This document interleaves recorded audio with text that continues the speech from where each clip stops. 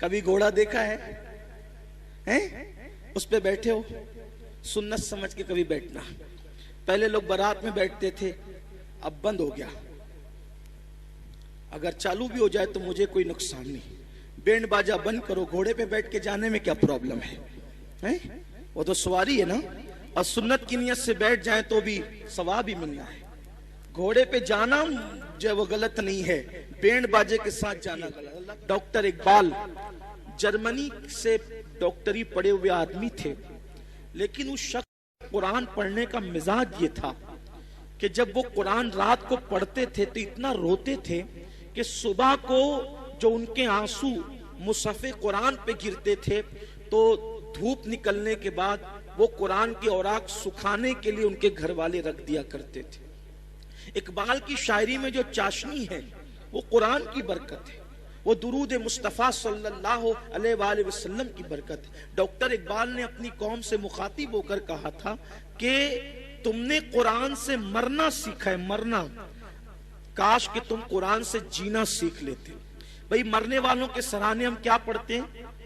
سورہ یاسین پڑھتے ہیں. اور عقیدہ کیا ہے؟ حدیث بھی ہے کہ جو شخص سکرات والوں کے پاس قرآن پڑھے گا تو موت کی تکلیف آسان ہو جائے گی. تو جس قرآن کی برکت سے موت کی تکلیف آسان ہو سکتی ہے، کیا اس قرآن کی برکت سے زندگیوں کی تکلیفیں آسان نہیں ہو سکتی؟ موت کی تکلیف مشکل ہے یا زندگی کی تکلیف مشکل ہے؟ موت کی تکلیف زیادہ ہے، زندگی کی تکلیف کی کوئی حیثیت نہیں ہے. تو فرمایا کہ اقبال کہتے ہیں کہ تم نے قرآن سے مرنا سیکھا، تم قرآن سے جینا سیکھو، قرآن اپنی زندگی میں شامل کرو. تو صحابہ کی عادت تھی، قرآن پڑھتے تھے. مولانا نے ابھی مفتی صاحب نے موبائل کا ذکر کیا.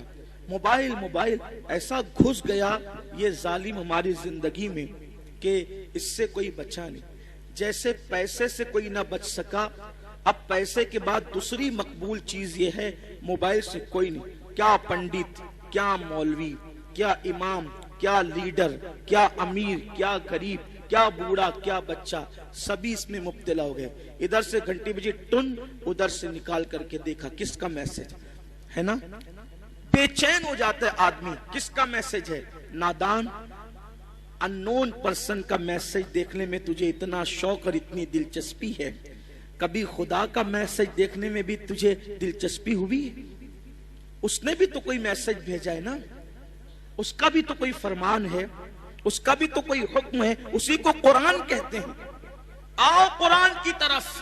اللہ کے رسول صلی اللہ علیہ وآلہ وسلم نے حجۃ الوداع کے موقع پہ فرمایا تھا کہ میں تم میں دو بھاری چیزیں چھوڑ کر جا رہا ہوں اور دونوں کا دامن مضبوطی سے پکڑے رہنا، تم کبھی گمراہ نہیں ہو سکو گے. فرمایا تھا ایک اللہ کی کتاب ہے اور دوسری میری اہل بیت ہے.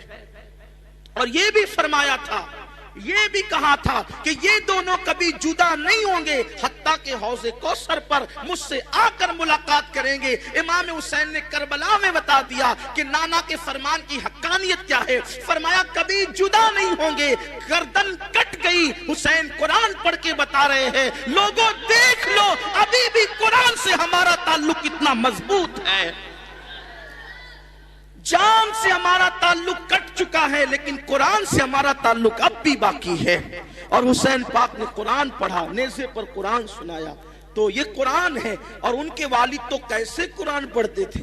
مولا علی کیسے فرماتے تھے کہ میں گھوڑے کی ایک زین پر قدم رکھنے کے بعد دوسرے زین پر قدم رکھنے سے پہلے پورا قرآن ختم کر لیا کرتا ہوں. ابھی لوگ تامک توئیاں کر رہے ہیں کہ یہ کیسے ہو سکتا ہے. فرمان پر سب کا یقین ہے، فرمان پر سب کا یقین ہے کہ مولا علی نے کہا گھوڑے کی ایک زین پر قدم رکھنے کے بعد دوسرے پر قدم رکھنے سے پہلے پورا قرآن ختم کر لیتا ہوں. کیسے؟ اگر کبھی وقت رہا تو یہ راز ضرور بتاؤں گا کیسے، لیکن یہاں عنوان قرآن ہے اس لیے انشاءاللہ کسی موقع پر مجھے یاد دلائیے جب مولا علی پر گفتگو ہو تو بتائیں گے کہ ایک زین پر قدم رکھنے کے بعد دوسرے زین پر قدم رکھنے میں کتنا ٹائم لگتا ہے.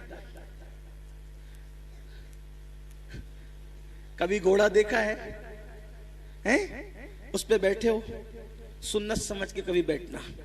پہلے لوگ بارات میں بیٹھتے تھے، اب بند ہو گیا. اگر چالو بھی ہو جائے تو مجھے کوئی نقصان نہیں. بینڈ باجا بند کرو, گھوڑے پہ بیٹھ کے جانے میں کیا پرابلم ہے؟ وہ تو سواری ہے نا. اور سنت کی نیت سے بیٹھ جائیں تو بھی ثواب ہی ملنا ہے. گھوڑے پہ جانا جو وہ غلط نہیں ہے, بینڈ باجے کے ساتھ جانا غلط. اللہ کا شکر ہمارے شہر سے یہ بلا ختم ہو گئی ہے.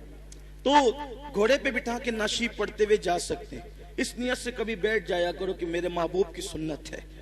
تو میرے جیسا سستر آدمی گھوڑے کی ایک زن پہ قدم رکھنے کے بعد مجھے دوسرے زن پہ قدم رکھنے میں جتنا ٹائم لگا تھا وہ 2 سے 3 سیکنڈ تھے بس میرے سست آدمی کے لیے. تو مولا مشکل کشا تو بڑے پھرتیلے تھے نا. ایک ہاتھ میں خیبر اکھاڑا, وہ بھی سیدھے ہاتھ سے نہیں بلکہ دوسرے ہاتھ سے. اور کتنا تھا وہ خیبر؟ امام المتکلمین مولانا نقی علی خان علیہ رحمہ اعلیٰ حضرت کے والد نے لکھا ہے اپنی کتاب میں کہ اکھاڑ کر کے دوسرے ہاتھ سے جب خیبر پھینکا ہے دروازہ تو 70 لوگ مل کر اس کو اٹھا نہیں سکے. جس کو 70 لوگ مل کر دونوں ہاتھ سے نہیں اٹھا پاتے ہیں اس کو حسین کا بابا اکیلے اکھاڑ کے پھینک دیتا ہے.